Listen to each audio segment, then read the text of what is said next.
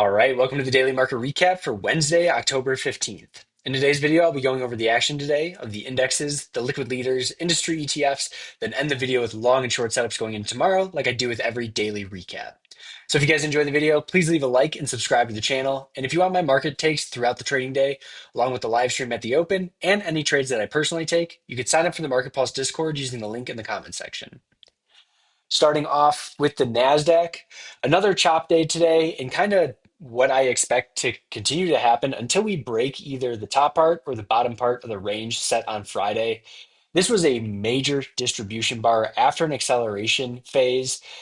And from that, you just have to expect a lot of volatility. If you're very bearish, you're probably going to be right at some point in the day. If you're very bullish, you're probably going to be right at some point in the day. Um, but what I will say is, yesterday, the Bears had a chance to really push this lower. It got towards the end of this lower support gap. We rallied up and closed relatively well after a little late day sell off. And then today, rallied a little bit more, up 0.7%, closing over the key moving averages. While I don't think we're out of the woods by any means, would rather be over the moving averages than under them. No shock there. Um, I still just expect a lot of volatility in the indexes, in individual stocks, really until we clear one of these ranges. S&P 500 up 0.4%, also closing over the 5, the 10, the 20-day moving average with some strength today. Um, so far up 1.85% on the week. IWO, the growth stocks of the Russell 2000, made a new 52-week high today and is so close to its all-time highs back from February of 2021. And this is the chart that's making me the most bullish out of anything. We're seeing rotation from mega cap stocks into small cap, mid cap names, and that's a really fun market to play in on the long side. So until this gets under the 20-day moving average, and I assume that would happen with the Nasdaq and the S&P 500 also under the 20-day. I think the chop is probably going to be to the upside. Weakness can be bought with tighter stops. I still would want to be trading breakouts with the S&P 500 and the Nasdaq within Friday's range, but any smaller or mid cap stocks, that's the group that I would focus on. ARKK also back over the 5 and the 10-day moving averages with a little gap up today. Good action there. And then Bitcoin, using IBIT as a way to track Bitcoin, a little bit weak, still right at the lower end of this range. After the liquidations last Friday, maybe people are just a little sour on crypto. Hopefully, we continue to build out like these lows getting supported, and eventually we can pop back through those moving averages. But at this point, crypto is one of the weaker themes in the market right now. Getting into the liquid leaders, we'll sort this by price percent change today. First one is LEU. Really strong action out of all of the nuclear names. LEU up basically 10% at a new closing high.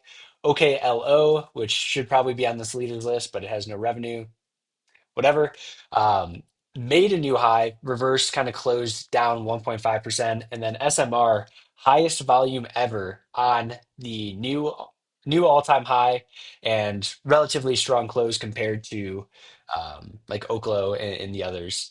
So the theme still continues to be very strong, and LEU is the cleanest moving chart out of those. AMD, monster action today. So we had a little distribution on Friday. Monday, Tuesday, really tight price action above the 5-day moving average on low volume. Today, as the pressure lifts from the market, this rocketed higher up at 9.4%, new all-time closing high. Very strong price action out of AMD. EE, another gap up. This one closed at the low of the day after being up, I want to say it was like 7 or 8% at one point. Still up 2.2% on the day, but maybe getting a little stretched to the upside here. Rocket Lab continues to chop at right around all-time highs, made new all-time highs. I think this is also a closing all-time high, which is good action. The other stock in that group, ASTS, also new closing high, up 1.2%. Really good action out of that theme. Tesla started to eat into this support or this resistance gap today, being up 1.4% today, back over the 5 and 10-day moving averages. This just kind of feels like a little bull flag going into earnings, which is October 22nd after the market closes. So a week from now, Tesla will be reporting earnings. Robinhood just pulling back to the 20-day moving average, inside day today on lower volume. This kind of correlates with crypto trading a little bit more. So it makes sense that this was relatively weak while Bitcoin was relatively weak compared to the NASDAQ. NBIS, little shakeout of the 10-day moving average, another low volume day, just pulling back. This 20-day moving average and support gap, this isn't on the long watch list, but that's a spot that I've got alerts at. So if we do pull into that area, it's a spot that I would try the stock at. KTOS continues to act a little bit weak after the major reversal on October 9th. We lost the 10-day moving average the next day, a couple chop days, and then today, right on the 20-day moving average, down just about 5%. Then MP, all the precious metals got very extended in the short term. We had some blow off tops out of UAMY. I'm kind of blanking on the other ones, but the leader in my mind, MP, down 8.9% today with a little gap down. Still closed over the 5-day moving average, so not too bad there. Just got a little extended in the short term. The sooner that we can close this gap down zone, the better. And the better that we can hold kind of this breakout retest of the 10-day, the stronger action. Getting into the industry ETFs, MSOS, the cannabis ETF, little undercut of the previous 2 days lows, along with the 20-day moving average, and then strong move up. Couldn't quite close above this resistance gap that we've seen sellers at once, twice, three, four. This is the fifth time sellers have showed up. A close over that range and this cup and handle after a multi 100% move and the 200-day sloping up probably gets going in a real way. So it is a theme that I'm pretty focused on. I haven't gotten a clean entry. Today's test of the 20-day was probably as good as it's going to get. So we'll just watch this for like a close over 560. ARKG, this is the genomics ETF, one of the themes that I think is emerging. Whether we go into a correction now and this emerges later after we come out of the correction, or if we continue higher right now, I think genomics as a group is one to focus on. Yesterday, great shakeout to the 20-day moving average, followed by a strong close and then a gap up, open on the low, close near the high, back over this high volume close from October 8th. Really, really good action here and trying to work itself out of a base. TAN, the solar ETF, new 52-week highs, just continues to rocket higher. Seems like any type of energy to power AI stocks is like a leading theme in this market. Another leading theme is the metals. Gold miners, another new all-time high. Right when you think it's over, we put in a little inside day, test the 5-day moving average, then gap up and have another strong day of 3.8%.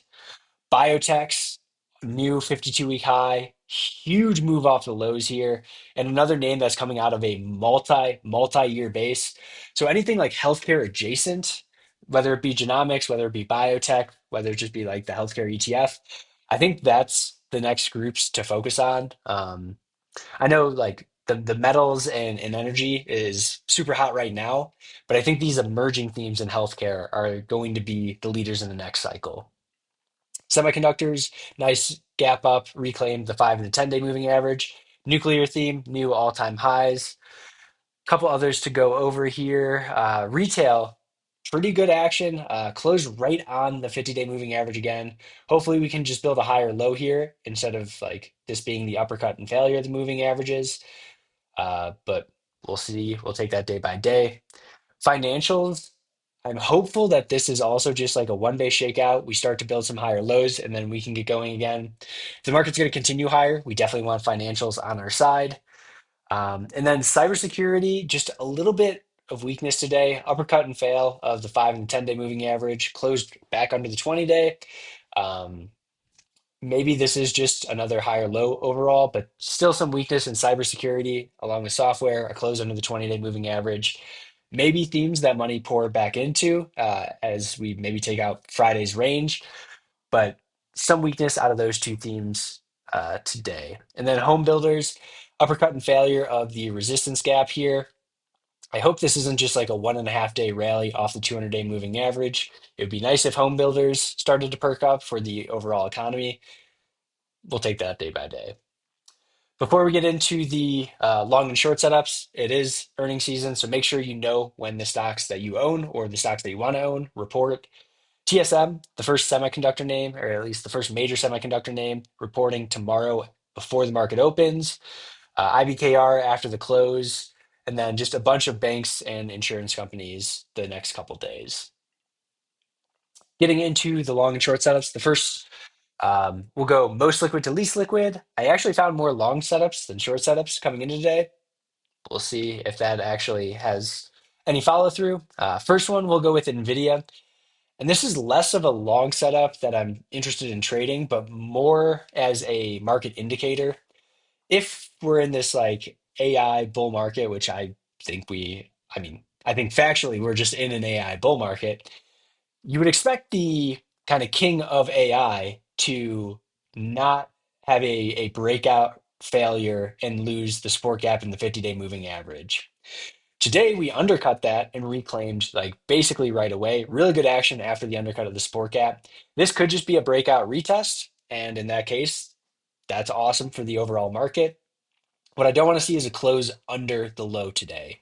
If we close under the low on another pickup in volume, I'm starting to see this more as a breakout failure versus a breakout retest.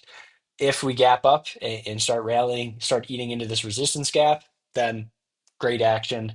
Buyable wise, just another test of the support gap low. That's a do or die spot and a spot that you could actually size up. And then just manage your risk with like a 2% stop. Palantir, again, as we're still in the range from Friday's distribution bar, I don't want to be buying anything on strength, especially mega caps on strength. This I'll be looking for a pullback into the HVC from earnings, the support gap low, right at that 50-day moving average, the 173.40 level, then manage our risk against yesterday's low. Robinhood, two closes under the 20-day EMA, but on very light volume, as crypto has been relatively weak. Looking for a gap up that reclaims the 20-day as the entry. Stop would be yesterday's low. Another crypto-related name, BMNR. Today undercut the 50-day moving average and the support gap, reclaimed that, and then closed well, even with Ethereum pretty weak. Just looking for a higher low undercut of the 50-day, just at 52.11 as the entry. Stop would be under the support gap low at 50.25. SoFi, talked about financials, maybe finding some footing. This does have earnings on the 28th, so 13 days from now, about 2 weeks. Plenty of time to get positioned before that. Pull back into the support gap, into that 50-day moving average, right around 26.18 would be the buy spot. Stop under yesterday's low. HIMS, kind of going back to the anything healthcare related, healthcare adjacent names working.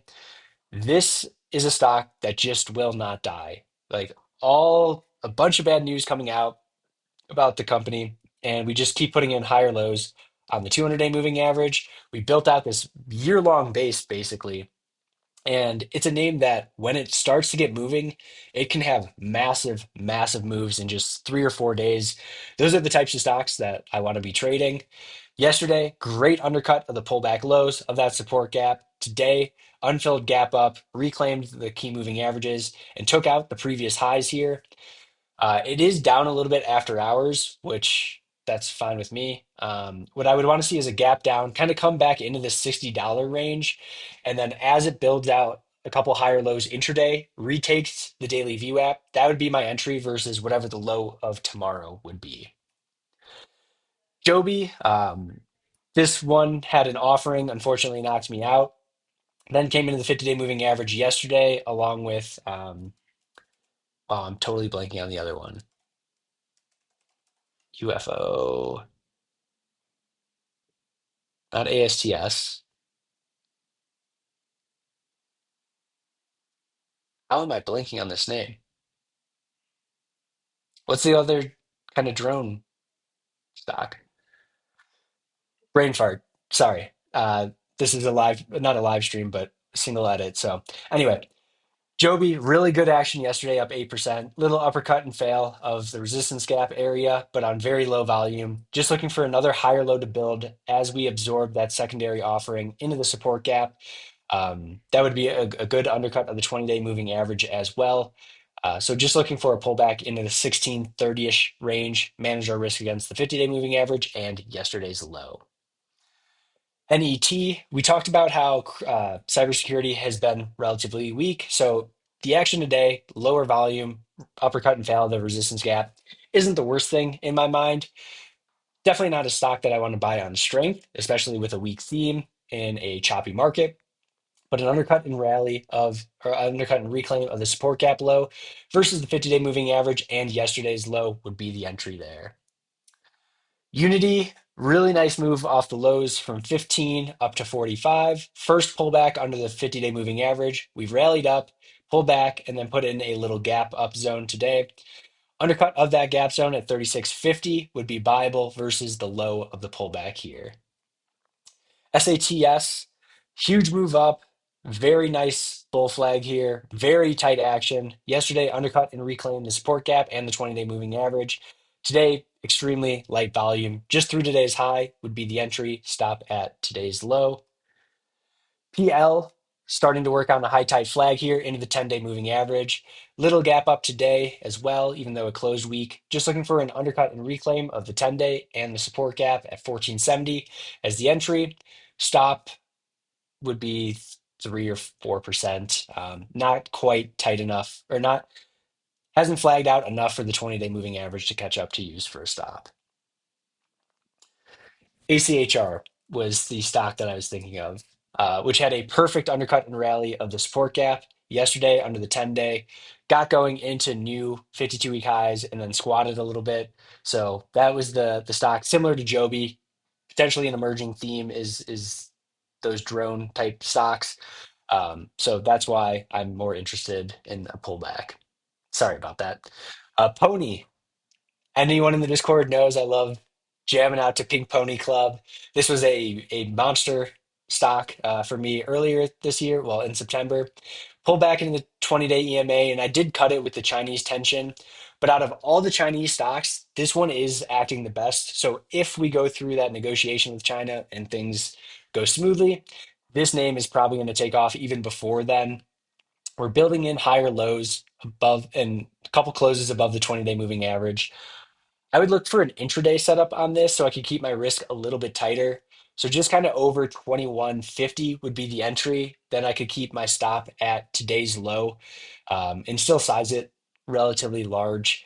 If we can get over today's high, that would give me a lot more confidence in the setup. But I do want to kind of sneak into this name a little bit tighter risk. And then TMDX, another kind of healthcare adjacent name, one that I haven't seen anyone post about in a long time, which is good.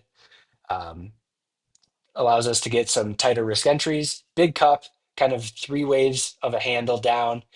Couple different areas. You could take this on strength because it's a theme that's in play at this point. Through the 20-day moving average would be viable. Otherwise, a pullback into the support gap right around like 107.60 is the other spot. We keep building higher lows here. I love that type of action. This is one of the names that I would be fine actually buying it on strength, though. And then the last one, a little bit more of the speculative type name, MNMD. This is MindMed. I think this is some kind of like psychedelics company. And we see cannabis like starting to be talked about as potentially rescheduled. Psychedelics might be up there next. We've got this big base, multi-year base, and then really love the action lately here. We're just consolidating over the 10-day moving average. The one ugly close that we have in that entire phase or that entire sequence is followed by an unfilled gap up that got tested yesterday at the 10-day, got supported. Today, inside candle on very low volume. This just looking for a break through the highs, stop at the 5-day moving average as a performance booster. Wouldn't be a like a core position in my portfolio, but pretty high ADR. What is it? 7.5%. So that can move the needle without being a very large position. Then onto the short setups. I only found six, so maybe we're ready to rally. First one is Amazon. This one continues to just stall out right around the 200-day moving average. Now, in a choppy market, I don't want to, just like I don't want to be buying strength, I don't want to be shorting weakness. I want to see a rally back into the 10-day moving average in the overhead gap zone at 220 as the potential entry. Stop would be over the 20-day EMA at 223-ish area. RGTI, this is the stock that everyone wants to short, and every single day it proves shorts wrong. Today we had an inside candle on lower volume. Second day where we've just kind of like faked lower and then closed well, faked lower and closed well. And with these parabolic moves, like you want to see the highest volume ever on the way up. We still haven't seen the highest volume ever. If you take a look at the MSTR parabolic short, the SMCI parabolic short from last year, those saw multiple unfilled gap ups in a row, along with highest volume ever back to back. We're not there yet on RGTI, and with how much like everyone hates these names because they don't have revenue, like that matters in this market. I think it can keep going higher.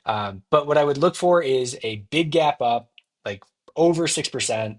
Um, SMCI's final gap up was only 4%, but that was like much more extended in the short term. So I would want to see a bigger gap up.